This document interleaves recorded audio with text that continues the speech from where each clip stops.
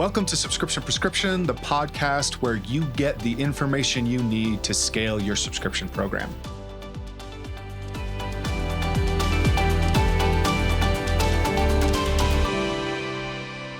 Hello, everyone, and welcome to another dose of Subscription Prescription, the podcast where we try to help you figure out all things related to e-commerce subscriptions. I'm excited to be joined today by Lisa Mastela, the founder and CEO of Bumpin Blends. Lisa, thank you for coming on. Thank you so much for having me. I'm looking forward to chatting.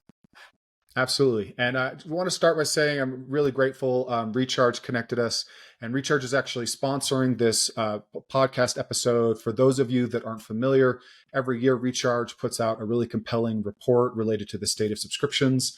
Their 2024 report is live now, so please go check out their first report in the State of Subscription Commerce series.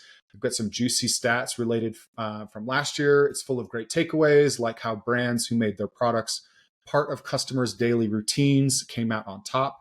2023 was definitely the year of routine.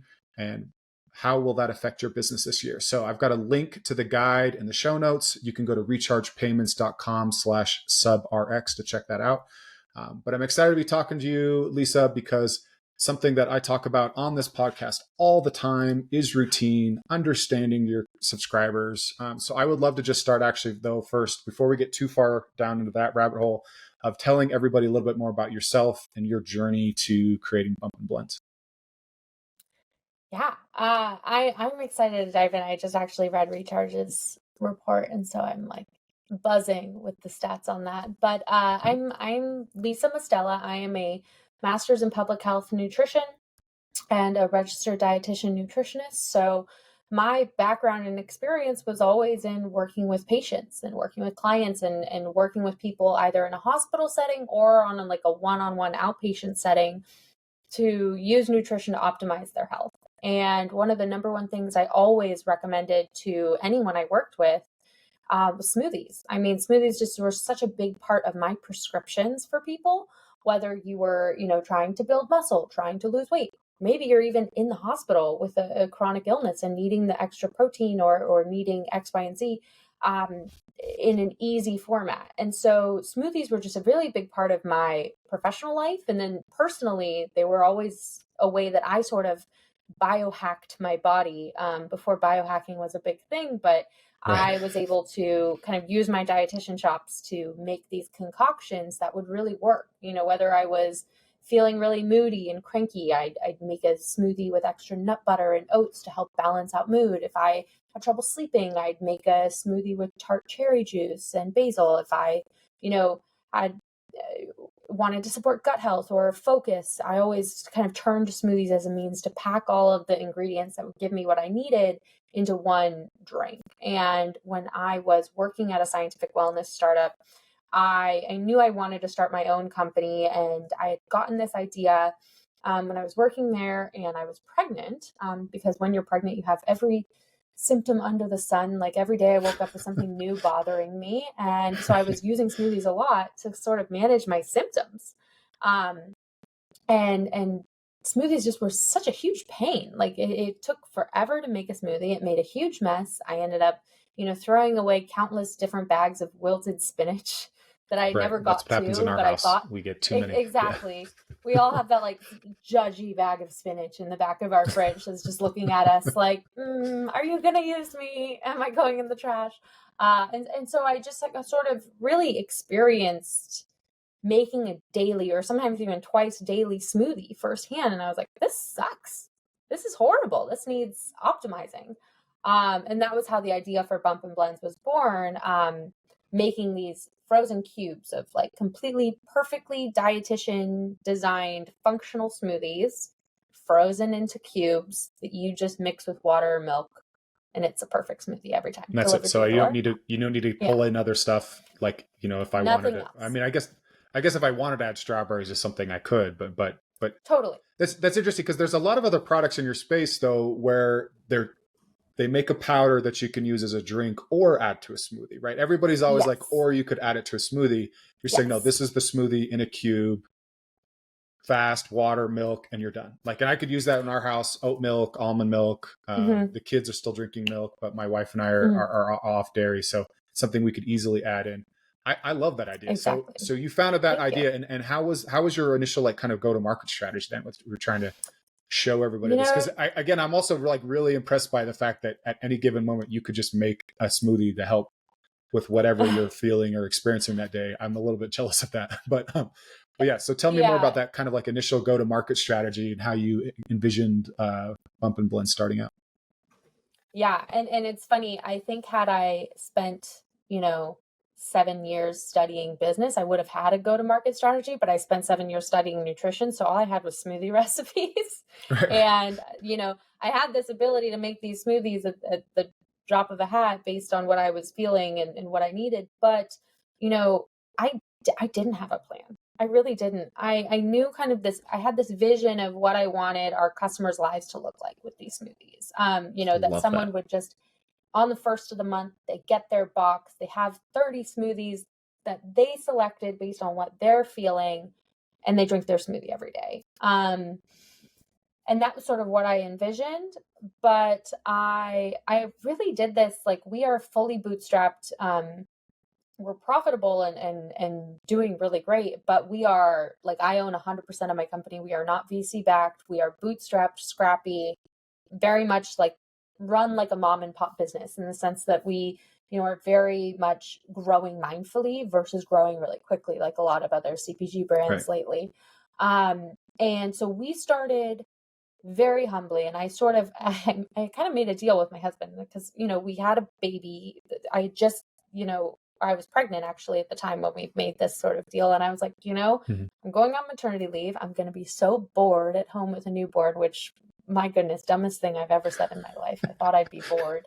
But I was like, I want to do this. I want to pursue this idea, but I know that, we have a mortgage, we have a baby, like it wouldn't be right for me to pursue this. So we kind of agreed I would do this for my maternity leave. And if at the end of my maternity leave, this thing had legs, this thing had legs and it was going somewhere, then I would quit my job and pursue it. But if at the end of my maternity leave, I didn't really have anything, then I would just go back to work. And so that was sort of that's how we started. We didn't really have like, Sure. okay, this is our strategy. We're going to do this. Then we're going to go into retail. We're going to get VC funding. Like, it was very much like I blended smoothies in my garage. I cleaned out the garage so that it could be like a smoothie making space. Um, I used a Facebook group to find local moms who were dropping their kids off at the elementary school across the street from where I live, to see if they would come over and help me blend smoothies while their kids were at school. Okay. And then I Wow. woke up at 4 a.m. on Saturday morning and drove smoothies. I delivered smoothies in my car. Um, and like, we have hilarious stories of like my car breaking down with my, toddler in the back seat with all these smoothies. And it just like So was, you're making the smoothies fresh and then driving them around. The cube part, that was something that happened later. Then well, is no, we that? were making them Or fresh, freezing okay. them into cubes, packaging them into bags, and Okay. then delivering them. Okay. So we started in Southern California, and this was in February of 2019. So we started in Southern California, pretty local to LA, wherever I could drive in less than Right. 3 hours, essentially. Um, and we were doing little pop-ups at stores around LA. And I think one of the benefits launching in LA is we got pretty quick attention from a few celebrities, Oh, okay. who then shared it just because they loved the product. Um, and that really helped to catapult us pretty quickly. And so that was in February. We launched. We got our first order in March. Um, and then in May, we were shipping nationwide. Oh, wow. So it grew quick. And That's then pretty we fast. either doubled or tripled in growth year over year, until 2022. Okay. So tell me more Mhm. about then that process of you, because I guess I was envisioning, first of all, you like start out making them one way and then you decided to ideate to the cube idea, but that sounds like you launched with that right away. I'm curious to Yeah. hear more about feedback you've gotten from subscribers from the product, how that's influenced either the brand or the offering. Are you still shipping like one box of 30 a month, or what is the Mhm. process now for what you're offering? So we started by offering a box of 7 smoothies delivered every other week, or a box of 7 smoothies delivered once. And that was sort of where we jumped off from the get-go, based on no data, no knowledge, no nothing. I was just like, 7 seems like a good number. Maybe they'll have it Sure. every other day. People don't feel pressured to eat it every day. And then as we grew and we sort of grew on Shopify, I was able to hire a developer, actually make a more advanced experience online. We then had you could get 7 or 14, 21, 28, and you can get them delivered every other week, or you can get them delivered once a month. And you could, we offered more flexibility, more options. Mm-hmm. And then we're actually in the next couple weeks going to be launching our new subscription process and new structure of it, which actually removes a lot of the options, and it makes it even more simple and straightforward based on what we were getting on cancellation data and then our customers were kind of requesting. So currently, our most popular sized bundles are 21 smoothies a month or 14 smoothies a month. And then our number one intro bundle is the 7 smoothie bundle.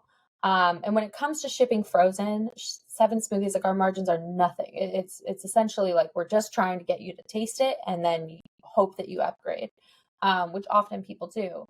But 14, 21, 28, that's when we start actually making money and having real margins there. So rather than doing that, we're shifting to a 10, 20, 30 bundle, because what we've heard, the 7 blends, people often are processing their next order before it sort of people are often needing more smoothies before it renews.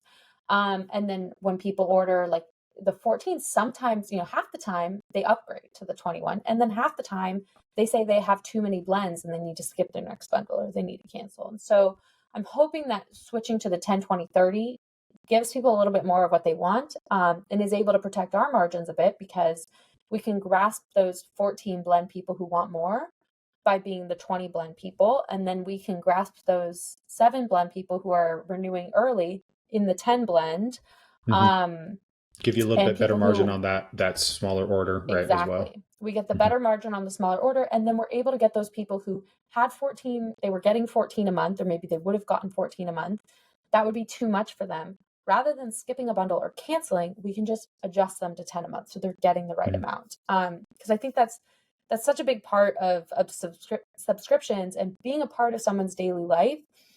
You want to eliminate the friction of them having to think about what's the right amount for them, or them getting it too early or too late. Because I think timing is everything in subscription. Yeah, the last thing you want to get is if they're showing up frozen as you go to put another box in your freezer and there's not enough room because you have two sets of 20 or 14 in there. So no, and as you mentioned, one of the, you talked about this, and I would say one of the things I've seen in Recharge's state of subscriptions reports in the past is addressing that issue of too much product, right? It's starting that's essentially I'd say the number one. I'd say price can be up there too, but people are usually complaining.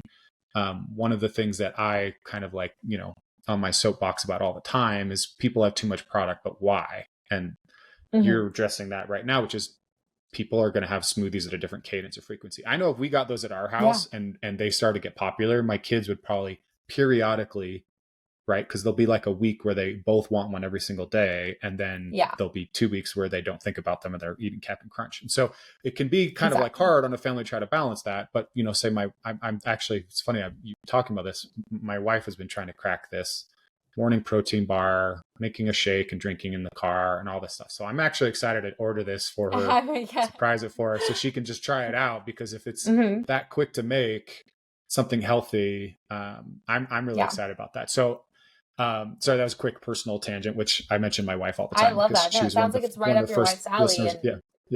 Yeah.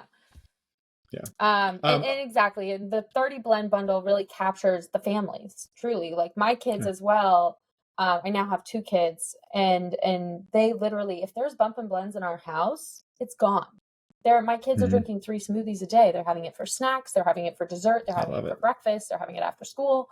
And so it's it just is, if it's available to them, they consume it right away. And so we have customers who have 2 subscriptions because their husband drinks it, they drink it, their kids, their teenagers, their toddlers, they they're a family of drinkers, and that you know, that's definitely, we like those customers. Well, and I'd be interested too. I mean, I've talked about this. How do you feel? Because this is something I think I was posting on social just today about, but like the different ICPs, like the ideal customers. Sorry to not get too far into marketing speak. All Do the you jargon. find that your type of buyer is like somebody that has been doing smoothies a lot and is trying to just make it easier? Or is it people that are like, for me personally, I don't do a ton of smoothies, but I've dabbled in it because of that thing I mentioned, add this packet or whatever. And it never feels as Hmm. easy as people make it out to be. So I'm curious to try it myself, because maybe if it is that simple and I like it, I'll keep doing it. For you, do you feel like it's one type of user that comes to you, or what kind of insights do you have on the types of people that come that are using Bumpin Blends? I was just talking about this actually in a meeting I was having discussing our retail strategy for this coming year, in the sense that we really are targeting more than one audience, because Mm-hmm. we definitely capture the smoothie drinkers, because those are, who's looking for a smoothie subscription, the smoothie drinkers. And the people who are more like what I would say is advanced, they get their bump and blends, they add their own protein powder, they add whatever they Mm-hmm. want to add to their smoothies, and they make it their own. They're mixing and matching flavors, they're having fun with it. You don't have But to I worry think about them starting a habit either, right? They're already doing it. You don't have exactly, to they worry. have Right. the Okay. daily habit. But I think that one thing that our customers about us really appeals to them is that we capture the smoothie curious drinkers, or like the health curious customer, because our flavors are um, extremely approachable by everyone. Our flavors are cookie dough, thin mint, cinnamon toast, cinnamon Ginger chai, like snaps. Yeah. ginger snaps. Yes, like we are not pushing a cauliflower kale smoothie on you. We are not, the green juice that you have to like plug your nose. They really are delicious, and they really do taste like dessert. And that is a large reason that our customers choose us over another brand. They're not just boring strawberry banana. They're not a gross green juice. They are flavors that you really want to crave, and like that you get excited to drink. And so I think we do capture a lot of those sort of health curious people with the flavor Mm-hmm. selection. And that's something we're thinking about a lot in our retail strategy, now that we're moving beyond D2C this year, and saying, how do we capture those people who are dabbling and looking in the smoothie section? I'd be curious to hear your opinion on this or ideas. It sounds like you're working on that, so maybe it's not necessarily a done, fully baked strategy. But how do you build a different experience for somebody that's smoothie curious or health curious, as opposed to somebody who's not? Because again, this is so relevant to the stuff that I am talking about with my clients and content all the time. Is trying to understand what people are doing.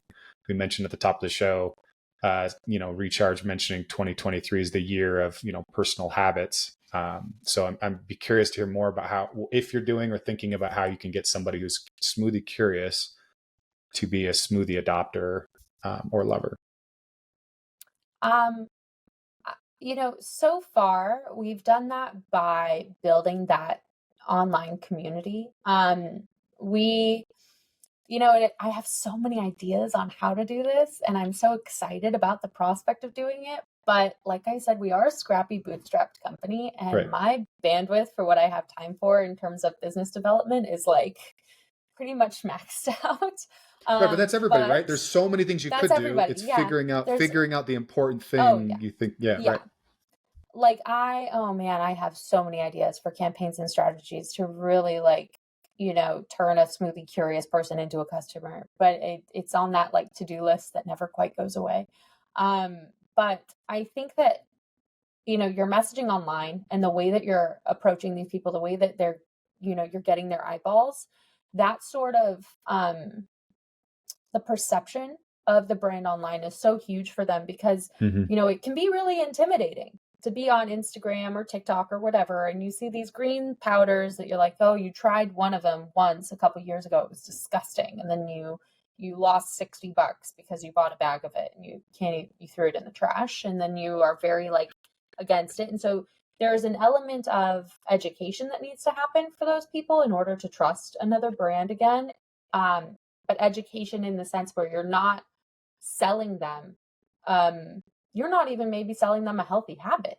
Maybe you're just selling them a smoothie that tastes like a Reese's peanut butter cup, Hmm. and something that makes their life easier. And you're demonstrating to them that, you know, they can drink this in the car on the way to work and they won't have a sugar crash later. Or this is something that their picky toddler will actually ask for and they feel good about feeding it to them.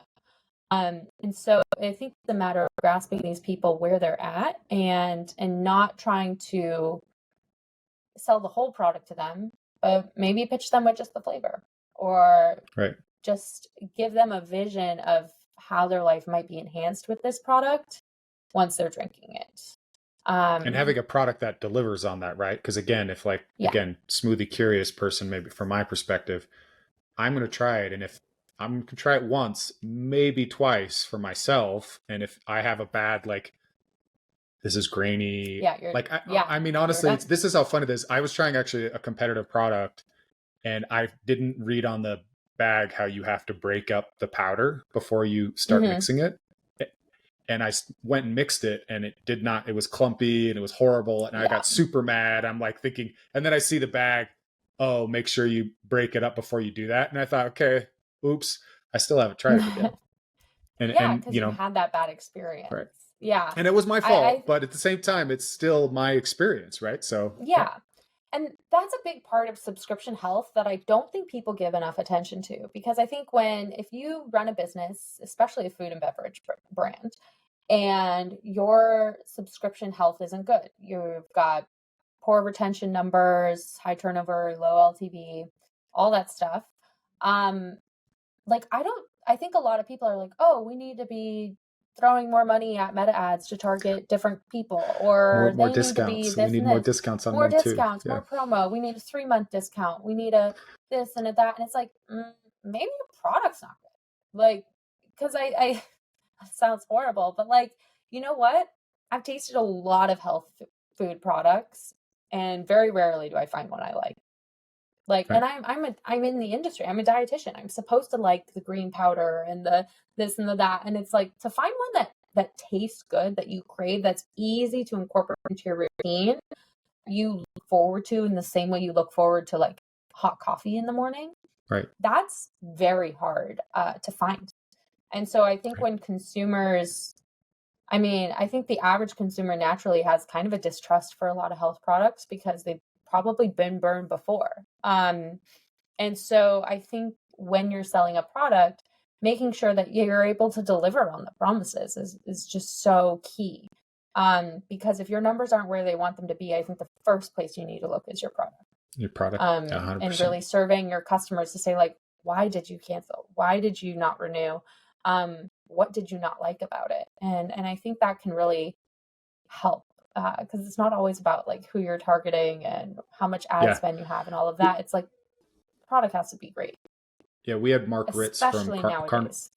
Oh yeah, no. We had Mark Ritz from Carnivore Snacks on the show a few weeks ago, and he said they were seeing retention numbers dip, and he started looking at the product, and they had a bad run. The product, like it wasn't the same level of quality they were used to. So people, and Yeah. that's essentially what they went back to. So, and then you also brought up some other things too. It making me think as a marketer, you're not just, yes, you're selling a healthy product, but you're talking about like you're marketing against the convenience of like a breakfast bar or like there's other things that are not even smoothies that you're technically are competitive to you. Somebody has a bad experience, whether it's convenience, taste, like that craving, right? Like they're going to switch off to something else. And so I'd be curious to hear, do you have a lot of people that like, is there a lot of flavor variety, people like hopping to certain things, or is it like they only like one thing? I'd be curious to hear more about that.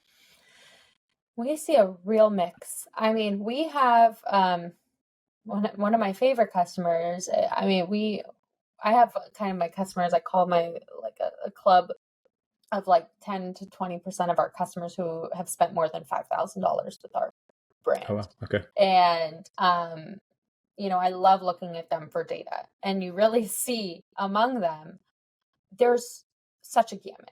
And you see a mixture of, we have a customer who's been with us for years. years and has never once touched their subscription. They just get it monthly for years and they don't think about it. And she gets 28 banana nuts a month. That's it. She loves that flavor. I think maybe the first or second bundle she tried other flavors, loved it, stuck with it years. I'm like scared to email her. I'm like, does she know if she's getting these? Like, she can edit it. Years. She's just, she just doesn't touch it. It exists. And we know she's eating it and liking it because she does leave reviews and she follows us on Instagram and everything. Okay. So, that's an interesting study for me. And then there's people who get new flavors every month and a wide variety. They've got 28 different flavors in their box each month. And then there's a lot of, I think what we see the most of is sort of the ebbs and flows seasonally. You have someone who will be hooked on cookie dough and Thin Mint, and they're getting, 10 cookie dough, 10 Thin Mint, and then a mixture for 3-4 months. And they don't order cookie dough or Thin Mint for months because they burned out a little. And they switch to a different couple flavors, or maybe one of the new flavors that they tried, they loved, and it replaces the cookie dough or Thin Mint. But I think the majority of our customers have like 3 to 5 favorite flavors that they love.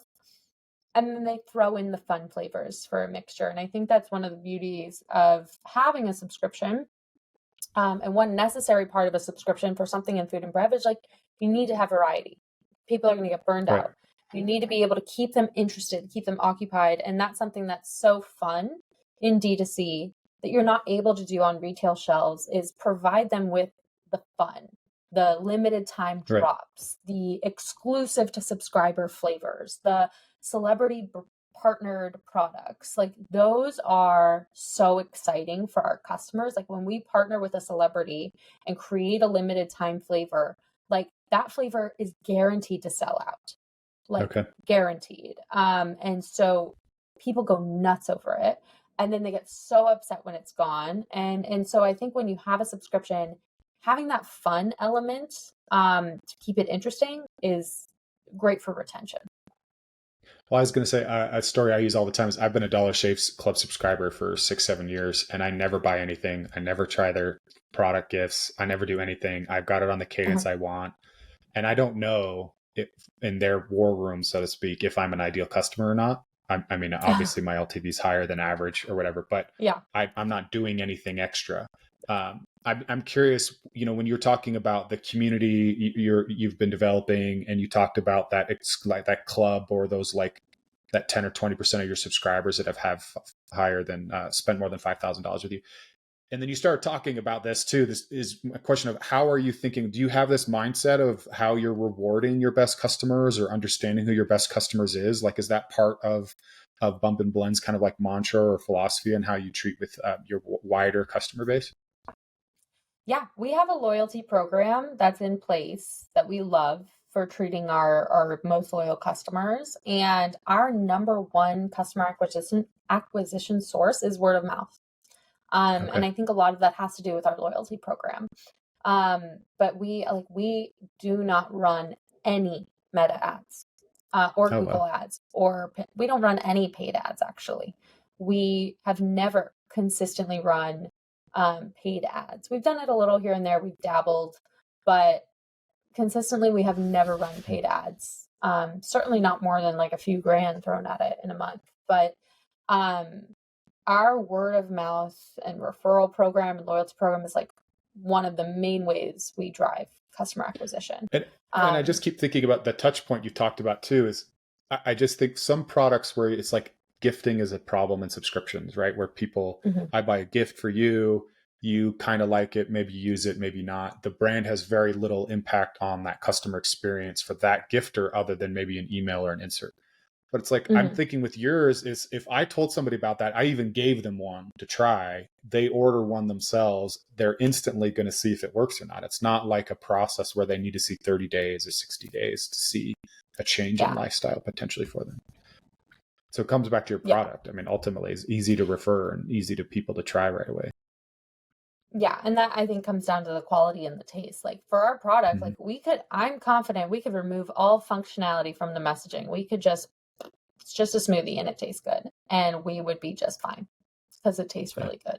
And And that's, I happen to think, be where, developed by a dietitian, and it's going to be healthy and good for you too, right? But you know yeah, that you don't need to yeah. know And about that. I think that, I think those things elevate the product, so Sure, we can charge more for it, but, you know, the product's got to taste good. That's like, at the I end of the day, you can have all agree the with that. tips and tricks in the book, but the product has to be good. I'm really interested to try it. I'm seriously because again, as somebody, so I'm recently dairy free, like from a doctor's recommendation the last few months, and so for me, navigating all this stuff you're talking about, things that are supposed to be tasty, that taste Hmm. good, and yes, there's still sugar in everything. It's not sugar that's eliminated from my diet, but dairy has a consistency to it that other products don't Hmm. have, right? And so Yeah. it's I'm very much in that same camp of gun shy about that. And so I'm Yeah. really excited to try it and have my kids try it. And also so they'll quit bugging me to make them a smoothie when they're feeling it. Might be something a little bit I'm simpler. excited for you guys to try it and Yeah. hear what you think. I'm curious, you mentioned one of these, we've talked about this quite a bit on, people being able to pick the flavors they want, manage that frequency, and you're using recharge, right? Like that's what we Hmm. introduced at the top of the show. How has that been building that as an experience on top of that? How much of the platform are you using? How much have you developed kind of custom over time to match customer experiences for you? And to be completely honest, I think building out more of our systems through recharge is on that ever growing to-do list of mine Mm-hmm. of like, oh man, really things would be great if I could just get this, and this over onto the recharge platform. And I've met with everybody who works at Recharge so many times in like at networking events, or I've spoken at a few Recharge events, and it's like I always talk to them. I'm like, yeah, I know I need to put together the Recharge Pro loyalty program. I know I need to do that.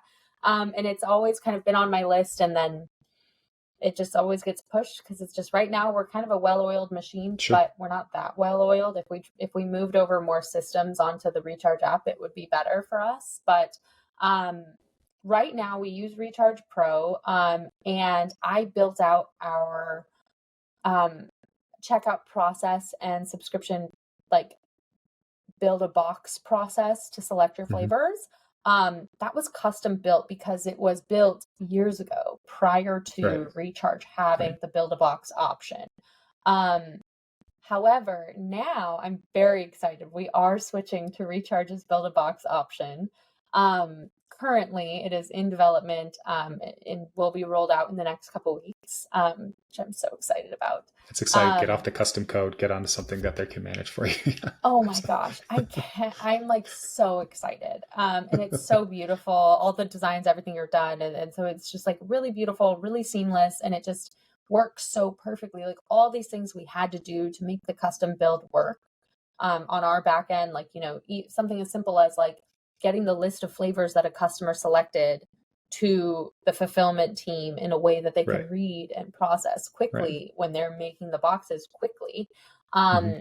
Is like a whole process. And so I'm really excited for that to be That's done great. really soon. And so we'll be using their build a box page. And then we use a lot of their integrations to help with things like reminding customers to select their flavors a Mm-hmm. few days before it processes, and working on um, certain retention strategies, and ways to help make that customer journey have just the right touch points at the right time via Right. text or Right. via email. But I really want to use more of Recharge's features later this year. My goal is to switch over to their loyalty program that they just kind Mm-hmm. of started rolling Yeah, out. have those integrate Um, and be able to communicate with each other, right? People be able to see that in the mhm. subscription portal that they have their loyalty points. Yeah, absolutely. Yeah, Absolutely. yeah. Lisa, I would love to get kind of, we call it final thoughts, or call it like if you could either talk to your younger self in this journey, or anybody who's trying to build a subscription brand, either words of advice or mistakes to avoid that you feel like would be useful for anybody listening today. Always, whenever anyone asks me, like, if you could go back and tell yourself anything, it's always not to do Frozen, which doesn't have anything to do with subscriptions, but like, Just don't that ship Frozen's hard. Frozen. Don't ship Yeah. Frozen. Why did I do Yeah. Frozen? And that's why there are so many powdered smoothie products, because those are developed Right. by business people. This is developed by a dietitian who knows when you turn something into a powder, it loses a lot of its effectiveness. But I think, what we talked about in terms of like focusing on making the product exceptional and You just contradicted yourself. You said don't do frozen, but make the product as good as it can be. And those right. sound like they are mutually exclusive. In smoothie products, keeping it frozen is just the best way to make it exceptional. That's okay. Unfortunately, that's why our product tastes better. Like, you're not going to get a powdered smoothie mix that's going to taste anything like what our product tastes like. But making the product exceptional, preferably not frozen if possible, and just really, like, your customers have the information, not bothering them, but surveying your best customers, offering that to buy them, send them a Starbucks gift card in exchange for chatting with you for 20 minutes about their feedback on the product, doing what you can to look at the data, to talk to your customers and to see, like, if you're not hitting your LTV goals, like, the data is there. You just have to dig through it and find the answers. And tweak things until they work perfectly, until the cadence is right, until it becomes just this habitual part of your customer's life that they don't have to think about. No, that's fantastic. I really love that. And then I guess you did mention having read the State of Subscription Commerce 2024 report. Anything out of there that jumped out at you that you found really interesting that's going to influence what you guys do this year? Putting me in the spot. The top of my head, I feel like they did a bit of making that habitual part of customer life quite a bit, and I really like that. It resonated with me. If that was really my takeaway was that I do love that. As somebody who talks about subscriptions all the time, that's something I've talked about. So when I saw that it was the year of like personal habits and stuff, I thought, well, that is the goal. You want to try to make your subscription a part of their life. Yeah. That's what's going to solve retention for you. And this is sort of, I don't want to say it's like a bleak thought to leave on, but it is something definitely for people to keep in mind, particularly now, is like, we are not pre-COVID anymore. We're not deep in COVID anymore. People are not buying things in the way that they did in 2018, 2019, 2020, even 2021. Like, this is a different world in terms of consumers. People are more careful with their money, and people are moving away from subscriptions in a sense. They're not necessarily moving away, but they're being more mindful of what they're subscribing to.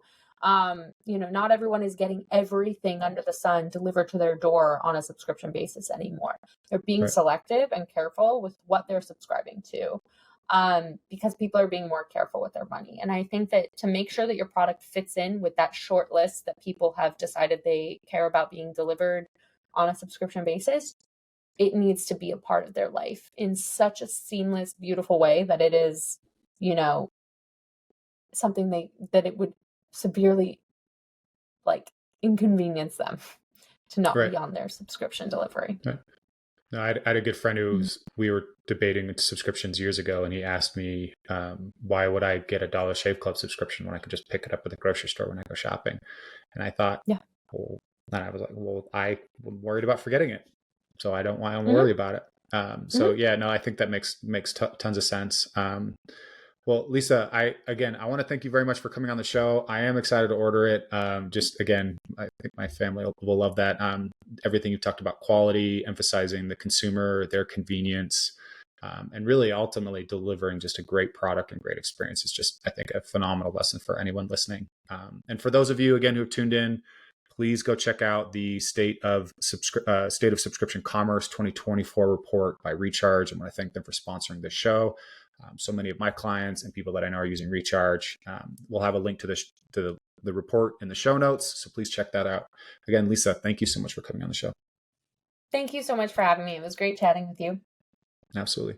That's it for this week, folks. Please stay tuned for next week's dose of Subscription Prescription.